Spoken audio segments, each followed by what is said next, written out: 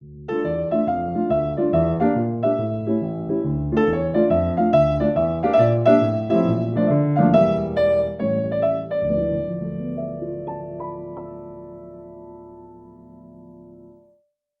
kita bikin sendiri ya, you know. Itu dia keren banget. Bagus ya. Nanti But I love this.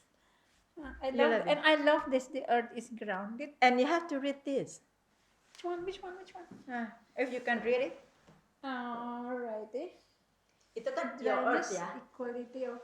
But I think the whole world is grounded. By The now, whole ya. planet is grounded. Pandemi ya. Pandemic, COVID-19. And it brings us to ourselves again, which Yeah. is. So we become zero again. I know. Kasian ya. It's even minus now. Yeah. Well, don't say minus. Yeah, not Tapi minus, zero. Zero, okay. But how you feel become zero? I feel good. I think it's a very new experience. I think even sometimes we feel like we are beyond zero. Karena dengan beyond zero, I think it's a time you can see yourself. You have time to inward looking at yourself dan apa yang sudah terjadi, apa yang belum. Tapi menurut saya yang luar biasa adalah you have time to recall everything. Bahkan kita punya waktu untuk, saya kasih contoh deh. Saya tinggal itu di Jakarta Selatan, in the middle of a kampung namanya Jagakarsa. Kerjaan saya itu adalah as a journalist, sudah pasti berangkat pagi, kemudian di mobil sudah ada baju untuk ganti kalau harus interview ini, itu penuh, ada buku, ada ini, pergi ke kantor, kerja, pulang tengah malam, tidur beberapa jam, selesai kalau jogging ke GBK. Begitu urusan zero ini, like your question, lu nggak ada cara lain, lu jalan di kampung, lu tahu bahwa Tapi masih keluar. Ya, harus keluar karena saya perlu olahraga, ya. Tapi tentu saja kita pergi pagi, waktu belum ada orang, and then you suddenly see, oh ya ampun, ternyata di pojok sana itu ada satu bapak umur 80 yang tiap jam 7 pagi dia akan berjemur. Something that I never know, like in 20 years time, atau 15 years time, or 2 years time, I've been there. But you cross that path. I crossed that path. I try to find new path. This is the new path, so you find this every year. My point is bahwa when you become zero, when you become zero or in the zero situation, the creation or the willingness of going out to find something new, it's occurred ya. Jadi itu terjadi. Kita tahu kampung kita kenal, kita ketemu Pak Oscar yang tiap pagi bawa 3 anjing, golden retriever, gua malah kenalan pula, ada namanya Hani, ada namanya Goldie, ada namanya Hunter.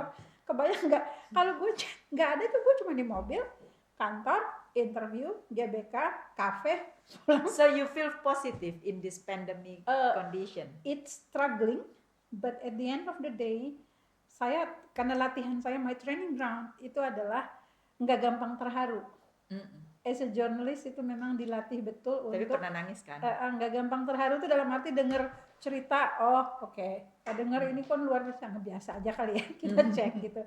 Tapi menurut saya ini saatnya, I mean really like the earth is grounded, everything is stopped, but by being stopped you have time to look at yourself, look at the surroundings yang barangkali kita nggak pernah cek sebelumnya.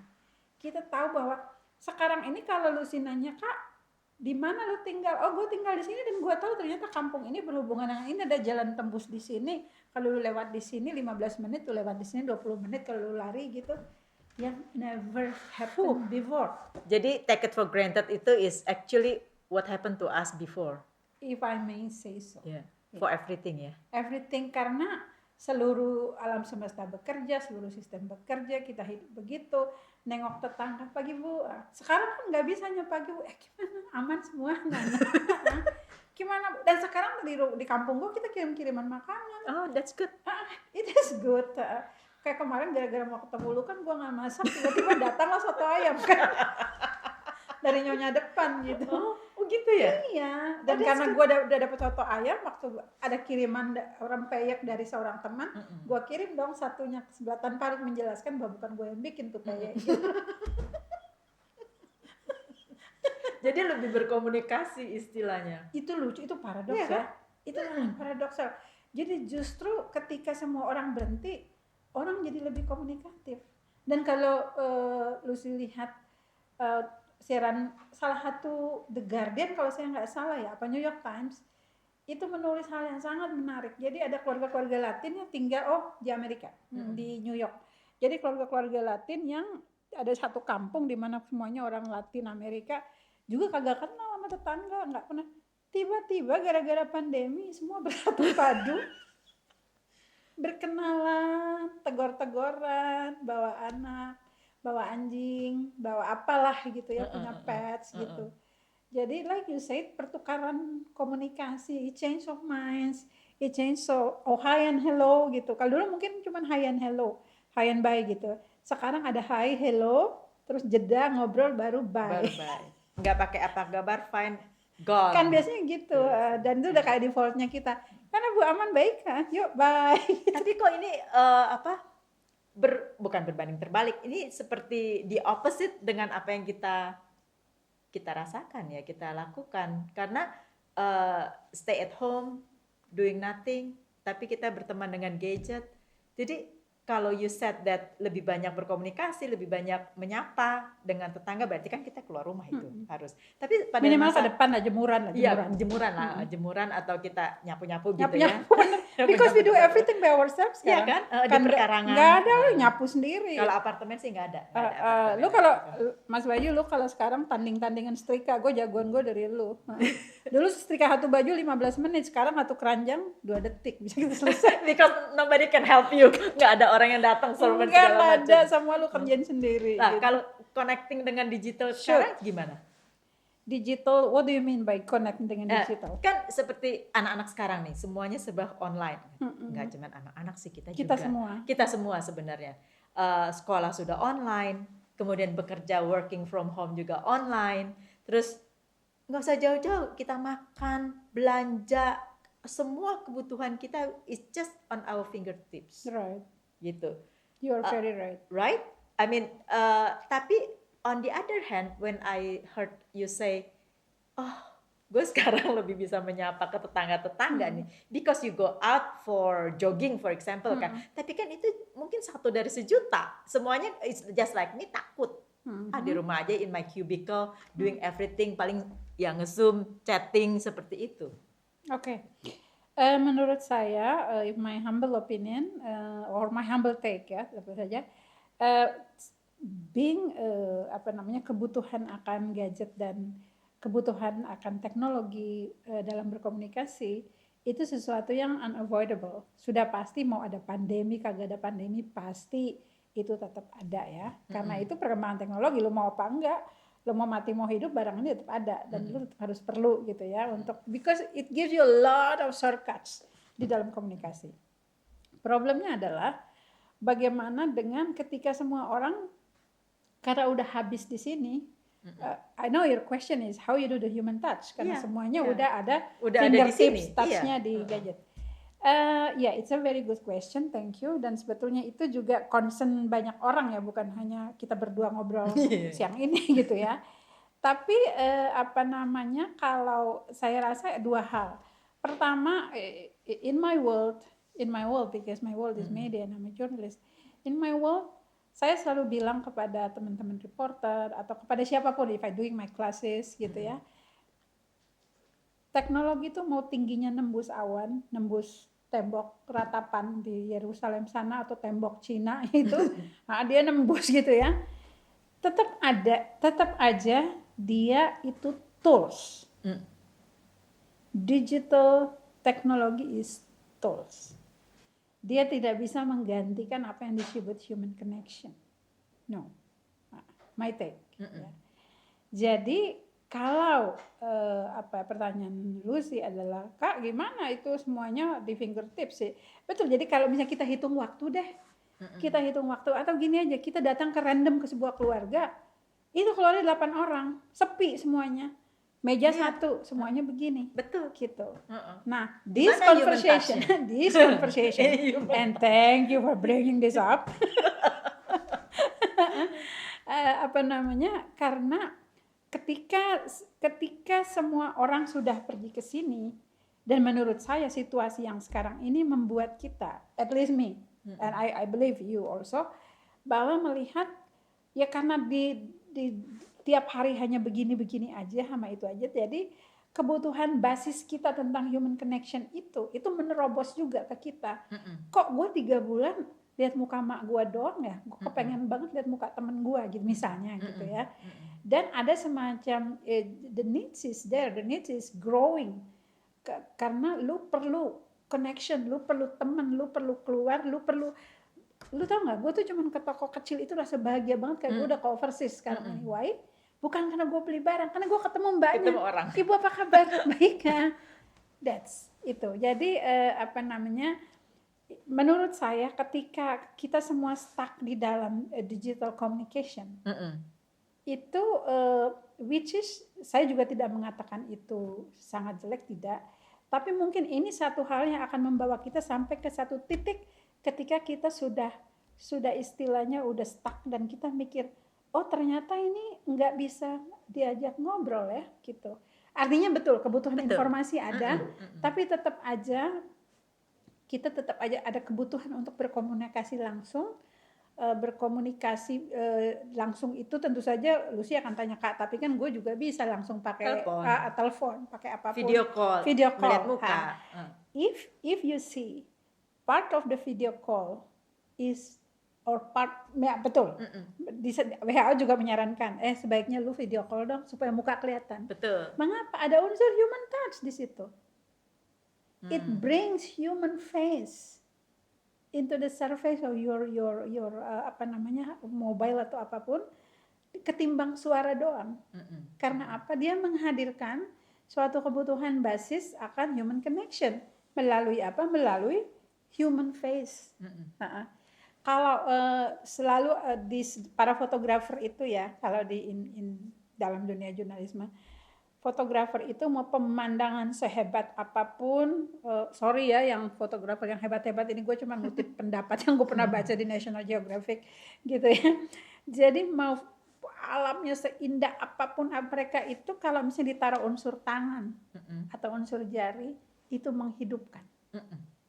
So it's like it makes sesuatu membernyawakan. Nyawa ya. Membernyawakan, ada menghidupkan. soulnya, Ya betul. Soulnya. You put the soul, meletakkan roh di dalam suatu hanya pemandangan atau apa kan. Atau misalnya binatang lewat, ada you have moving ya, binatang yang jalan beruang yang jalan atau apa, atau manusia. Wajah manusia itu kan luar biasa. So you don't believe that digital ini akan membunuh karakter kita? Oh yes. As a human. Saya percaya ada pembunuhan ada terjadi di sana. Ya saya nggak tahu. Pertanyaannya ya. No, it's a very good question and it's a very very honest question ya. Karena apa? Saya nggak tahu pembunuhan itu terjadi sampai apakah sampai menggal leher, gue nggak tahu gitu. Sangat tergantung pada orangnya. Tapi yang jelas, mohon maaf nih saya sok tahu terhadap semua psikolog. Hemat saya ketika kita semakin betul-betul hanya bersama si digital dan teknologi, sudah pasti ada perubahan karakter yang terjadi ya. Karena dia meletakkan seluruh dependensinya ke dalam teknologi. Tidak lagi kepada hubungan antar manusia. Gitu. So it's more into negative rather than positive, atau you see the balance? The balance. I prefer to see the balance of it. So menurut saya, as far as you aware or all of us aware bahwa teknologi is a tools, itu masih aman. Jadi it's not tools to reach your intention, tools to reach your target, tools to make you create more connection with others, tools to make a shortcut to get your goals done. Karena itu tools. Yeah. Tapi kita meletakkan dia ini sebagai ujung hidup yang harus disembah-sembah ya, menurut saya mungkin itu yang harus dibantu gitu, supaya you don't put like your final intention into technology, tapi you have to use technology as satu bridging yang membantu hidup menjadi lebih mudah. Karena kalau kita lihat, nggak lihat sih, ya lihat, nonton, kemudian baca gitu kan.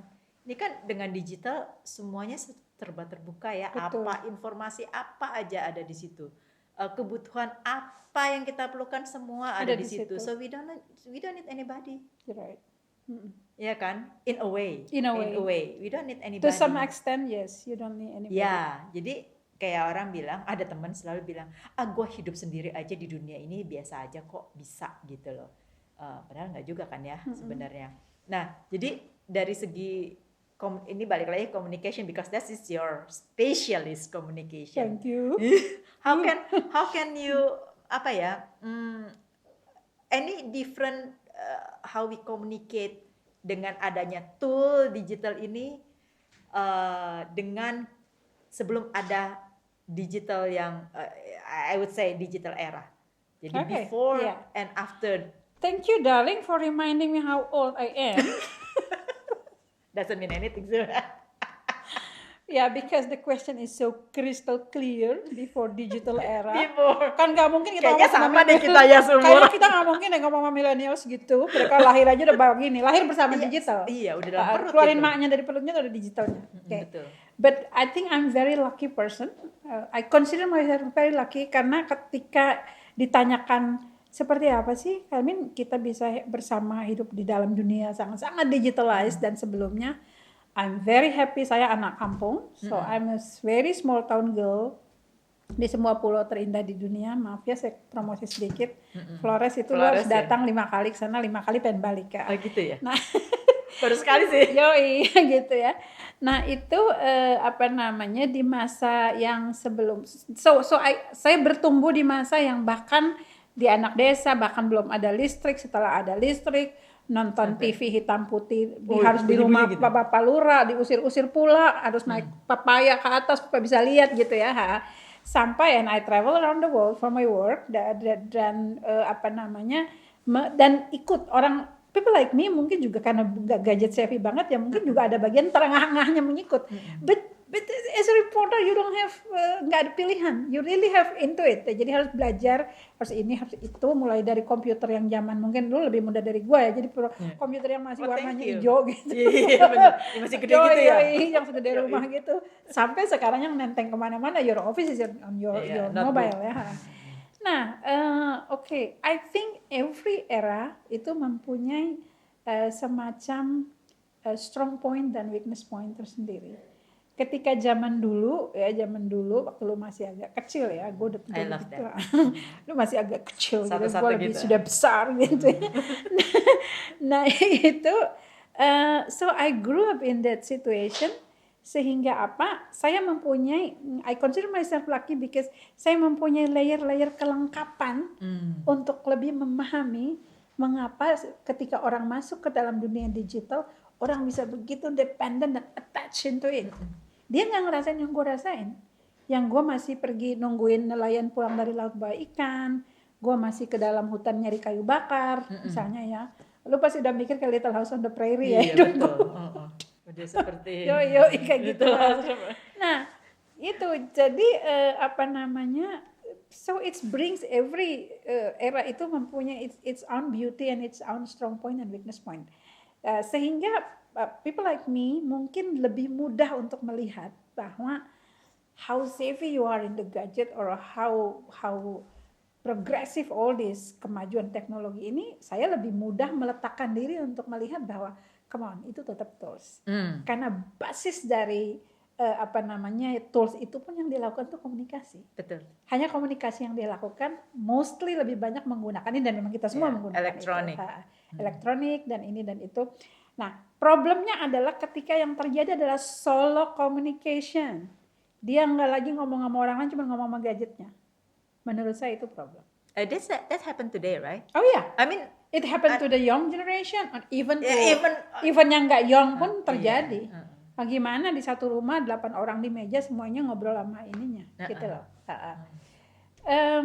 Yeah, I think it's a social problem yang bukan hanya kita berdua yang kalau kita mau ngomong soal kerennya kita ikut concern, tapi sebetulnya itu terjadi dimanapun gitu ya. Nah, biar kelihatan kita agak pintar gitu. Ada concern. Biar kelihatan agak pintar gitu. Jadi itu seolah-olah, but it happens and it's happened mondially. It happened globally, dan itu sampai yang ke desa-desa yang terkecil pun. When I go back to eastern part of the Flores now, itu sudah beda sekali sama dulu. Anak-anak nelayan masih ada, cuma nelayan sekarang pakai HP. Asal jangan beli bensin pakai HP aja ya beli. Gitu loh. Nah, problem kita adalah apakah bantuan dari si teknologi ini kecil besar sekali. Gimana nggak besar dulu kalau gue nulis berita nih 30 tahun lalu, ya gue mesti research, gue mesti baca, gue mesti fotokopi. Sekarang Om Google yang bekerja. Ya, harus ke library ya. Iya, library. Bener, gila.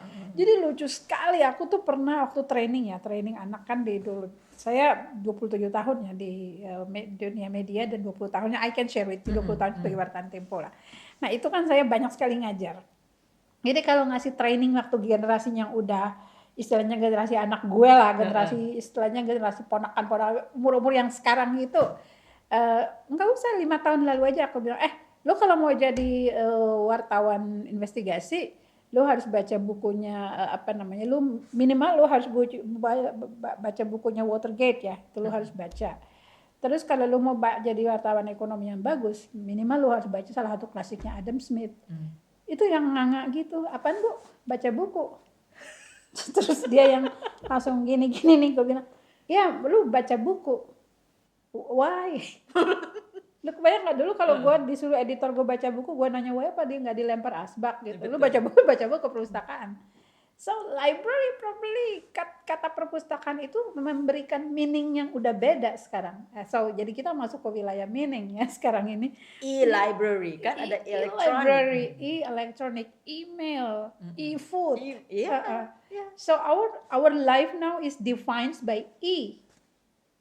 Jadi hidup kita ditentukan oleh kata E, Ibu. Sekarang ini semuanya E. Jadi huruf. Jadi dari 20 berapa silabus Latin itu kayaknya yang terpenting tuh sekarang yang menentukan hidup kita gitu. Ya, again to your question, menurut saya setiap masa itu mempunyai kekuatan sendiri.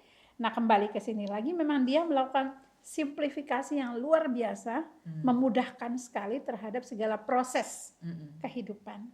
Nah, cuman sih kalau gue gitu ya, kalau saya sendiri gitu berharap bahwa mudah-mudahan segala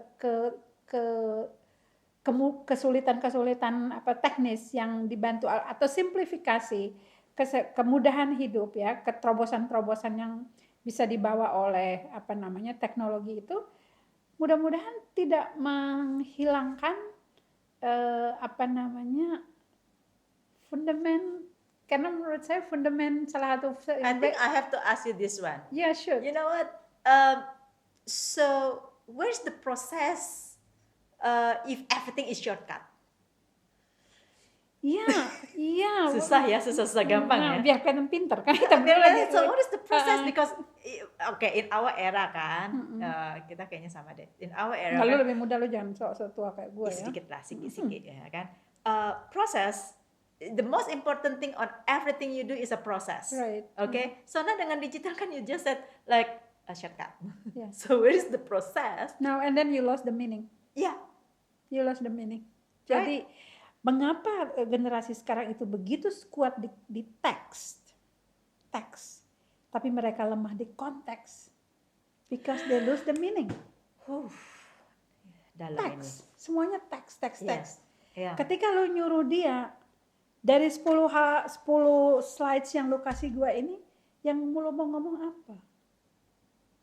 And then you have to put context into it. Kuat nggak dia bikinnya? Terlatih nggak dia bikinnya? Karena like you said, and thank you for saying that. Halo yang denger. Ya kita lagi ngomongin yang agak-agak biar kelihatan keren gitu. Mika sampai ngumpet. Gitu. Mika tolong ya calon pengantin. Nah, so here it is. Semua sekarang itu kita begitu sibuknya dengan konteks. Dengan teks ya. Konnya itu hilang. Sementara untuk you put everything into balanced life, like you asked, and I like the question, you have to meletakkan semuanya into context, so you can understand. Kalau konteksnya ada, meaningnya ada, intentionnya lebih clear. Intentionnya lebih clear, we know how to get there. But for God's sake, untuk getting there kan ada proses. We lose the process. So hemat saya, mudah-mudahan hemat bagi Lucy dan hemat bagi yang lain adalah we have to go back, grounding ourselves back to the earth, like here. Tolong ya, coba di close up biar kelihatan pinter kita. And I think this pandemic, the pandemic of COVID-19, naturally and forcefully bringing us back to the ground.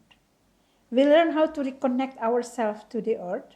We reconnect ourselves. We learn, bringing your word, proses lagi untuk merekoneksi kembali hubungan-hubungan manusiawi yang it's been long forgotten because of the digital.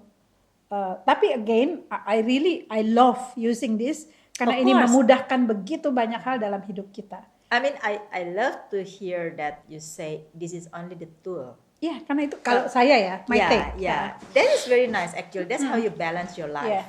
Kalau hanya tool berarti you just use this as a vehicle. Enggak, bukan final, ya. As a vehicle to reach something. Yes. Ya kan, tapi kan To reach the goals of your life, the goals of your business, the Yeah. goal of your production. betul tujuan juga untuk beli makanan Ya. supaya Ya, datang. tapi That is just for example. Tapi Tapi ini kan kalau dilihat, maybe it's just my personal feeling ya, sudah ke arah kebablasan. I agree This is with my feeling. No, I agree with you. So if I reconnect to your experience, kan you have a lot of experience. There's a bunch of experience that I don't know too. Sampai sejauh mana? By the time you did your job, okay, you are an I'm a journalist, yeah. investigator, right? Reporter, investigator. So by that time you did your job, how difficult it was? Okay, it's and thank you for the question again. You should be a reporter. Are you a reporter or not? I'm trying to train myself like, Oh, okay. Actually, No. I was a little bit deg-degan gitu. Gila, gue interview jurnalis yang senior yang 30 tahun. Gue deg-degan sebenarnya. Mika, Ini- ada yang nyebut 30 tahun ya, tolong bagian itu di-erase aja. Ya kan? Ini stress release nih. Jadi kalau gue gini-gini lu tau gue stress. Ana, but I love that questions ya. Sebetulnya gini, when you talk to someone atau when you interview someone, mungkin itu lebih gampang ya. When you interview someone, interview itu kan sebetulnya you ask a person to bring up the story yang kita kepengen tahu. Saya tahu misalnya Lucy, meskipun bisnisnya Lucy itu adalah you are a world class traveler and you do a lot of works on your business traveling, and then now you have lebih grounded yourself dan doing this communication business, production business, karena dan ketemu lebih banyak orang dan ngobrol lebih banyak orang. I mean that's a process you learn. Nah, di dalam sebetulnya salah satu dari pekerjaan saya sebagai wartawan itu, salah satu yang menurut saya very challenging, kita untuk tidak menggunakan kata sukar, itu very very challenging adalah ketika menjadi investigatif. Saya menjadi editor di investigative desk salah satunya, dan tentu saja untuk menjadi editor di investigative desk kita harus punya pengalaman yang kuat di lapangan. Telling a story di dalam media-media yang independen dan leading media, tentu saja kita mau story-story yang bersifat investigatif itu kan sudah pasti penyelidikan kejahatan. Nah, ketika bagaimana suatu story itu dikonfirmasi oleh orang yang kita tuduh, misalnya dia adalah seorang koruptor besar, atau dia seorang seorang anggota MPR yang terhormat, I have that story, yang menjadi pemimpin kejahatan pembalakan hutan lindung. Lo kebayang nggak? Beliau adalah seorang anggota senator yang terhormat, tapi seorang anggota MPR, hormat udah lama ya udah. Tapi dia menjadi otak dari suatu pembalakan liar, atau kasus bagaimana seorang, saya nggak akan sebut nama departemennya, seorang pejabat tinggi yang juga menjadi otak dari produksi buku-buku untuk anak SD yang isinya kacau semua gitu. Itu kan you have the story, tapi ketika story-nya udah jadi kan lu masih pergi ya, masih otak penjahatnya ini atau otak yang orang merugikan ini, dan lu minta dia cerita, gila apa? Gimana caranya lu suruh dia cerita? To prove it yang you Iya write itu betul. betul. Yang gue udah tulis semua, tapi story ini nggak bisa dipublish kalau gue belum bisa. Reconfirm. Pak, ini Anda melakukan ini kan, Anda melakukan ini kan. Itu story hanya bisa dipublish. So, the challenge adalah bagaimana membuat orang sudi bercerita, orang mau bercerita dengan, like I said, it's untold, it's hidden in subconscious mind. Cuman kita getok-getok, Bapak tolong ceritain, karena gue udah tulis nih. Saya nggak mau Ibu, ya nggak apa-apa, tapi ini bukti-buktinya ada Pak. Saya nih ada bukti-buktinya. Bapak mau nggak nih, saya ada nih. Nah, lu juga waktu interview lu udah lengkap datanya. Jadi tinggal, even so, juga banyak sekali yang menolak. Astagfirullahaladzim, ibu ini sampai apa sih ibu ini? Saya ini kan istilahnya ibadahnya beres, keluarga baik-baik. Ibu ini fitnah belaka, itu juga sering. Orang yang sampai istilahnya pengen bandemin pakai apapun juga sudah terjadi lah. Orang mobil kita dihajar-hajar juga terjadi lah. Tapi maksudnya the story should be there. Now, how you make convince people to tell you they don't want to tell the story. But you ask them to tell the story willingly. Ya, saya percaya bahwa by my small experience, saya percaya dan saya menemukan di lapangan bahwa if you touch the weakness button of a person, itu dia akan keluar ceritanya. Yang untol tadi menjadi told, yang closure tadi menjadi disclosure, bisa keluar. Pertanyaan berikutnya, Kak, di mana letaknya si weakness button itu? Ini juga istilah saya karena mau dicari di buku jurnalisme juga nggak ada gitu ya. Weakness button adalah apa yang perlu kita sentuh di dalam hati manusia, semacam emotional trust, di mana kita bisa melakukan emotional exchange one another pada level yang mutual. Mutual, mengapa dia bisa mutual? Karena si narasumber yang istilahnya mau gue bobok ini, itu merasa percaya. Gimana dia bisa percaya? Nah, saya selalu datang dengan zero. Pakai sedikit teori fisika ya. Kalau zero, kita menyerapnya lebih mudah. Kalau kita datang sudah dengan judgement yang luar biasa, lu gak bakal dapat apa-apa. Nah, itu sebabnya saya mengatakan ketika seorang reporter berhadapan dengan whoever the source is, mau bajingan, excuse my language, mau seorang hero, mau jagoan, mau menteri yang hebat, mau siapapun, we treat them equally. Why equally? Ya sama lu sama gue sama manusia. Yang membedakan hanya yang dititipin ini loh pangkatnya, ada presidennya, ada menteri, ada tukang gali kubur, ada apa. Tapi I treat myself when I come to whoever I interview, I put myself in zero situation. Hanya dengan cara itu gue bisa nyerap cerita dan di sana juga merasa trust-nya dibangun gitu. Dan saya biasanya ngasih tahu narasumber, Pak nanti kira-kira kalau Anda misalnya bingung, saya akan terangkan hak-haknya narasumber seperti apa, mengapa cerita ini perlu kita buka, apakah ini gampang nggak gampang. Tapi kalau Bapak berkenan membuka, itu akan menjadi contoh yang baik satu, yang kedua mungkin juga mengedukasi banyak orang, yang ketiga membawa manfaat bagi banyak orang. Efeknya ada nggak ke Bapak? Ya ada, tapi ya biasanya gue ngutip sih kalau udah ikhlas ya ikhlas aja. So I think, weakness button terletak pada wilayah-wilayah emosional yang paling ekstrem. Sangat bahagia, sangat arogan, sangat pemarah. Marah tuh bagus loh, bisa bikin orang bisa bacotnya nggak berhenti ya.